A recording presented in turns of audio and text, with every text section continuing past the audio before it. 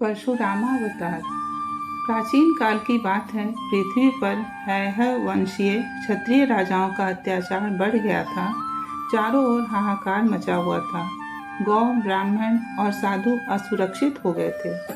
ऐसे समय में भगवान स्वयं परशुराम के रूप में जमदग्नि ऋषि की पत्नी रेणुका के गर्भ से अवतरित हुए। उन दिनों हैहय वंश का राजा सहस्रबाहु अर्जुन था। वह बहुत ही अत्याचारी और क्रूर शासक था। एक बार वह जमदग्नि ऋषि के आश्रम पर आया। उसने आश्रम के पेड़ पौधों को उजाड़ दिया। जाते समय ऋषि की गाय भी लेकर चला गया। जब परशुराम जी को उसकी दुष्टता का समाचार मिला, तब उन्होंने सहस्रबाहु अर्जुन को मार डाला। सहस्रबाहु के मर जाने पर उसके 10,000 लड़के डरकर भाग गए। सहस्रबाहु अर्जुन के जो लड़के परशुराम जी से हारकर भाग गए थे, उन्हें अपने पिता के वध की याद निरंतर बनी रहती थी। कहीं एक क्षण के लिए भी उन्हें चैन नहीं मिलता था।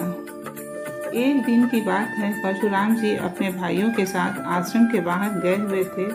अनुकूल अवसर पाकर सहस्रबाहु के लड़के वहां आ पहुंचे। उस समय महर्षि जमदग्नि को अकेला पाकर उन पापियों ने उन्हें मार डाला। सती रेणुका सिर पीट कर जोर जोर से रोने लगी। परशुराम जी ने दूर से ही माता का करुण क्रंदन सुन लिया। वे बड़ी शीघ्रता से आश्रम पर आए।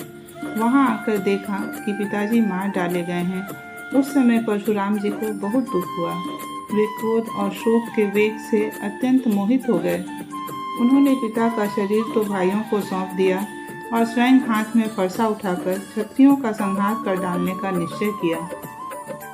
भगवान ने देखा कि वर्तमान क्षत्रिय अत्याचारी हो गए हैं, इसलिए उन्होंने अपने पिता के वध को निमित्त बनाकर 21 बार पृथ्वी को क्षत्रियहीन कर दिया। भगवान ने इस प्रकार बिहुकुल में अवतार ग्रहण करके पृथ्वी का भार बने राजाओं का बहुत बार वध किया। तत्पश्चात भगवान परशुराम ने अपने पिता को जीवित कर दिया। जीवित होकर वे सप्त ऋषियों के मंडल में 7वें ऋषि हो गए। अंत में भगवान यज्ञ में सारी पृथ्वी दान कर महेंद्र पर्वत पर चले गए।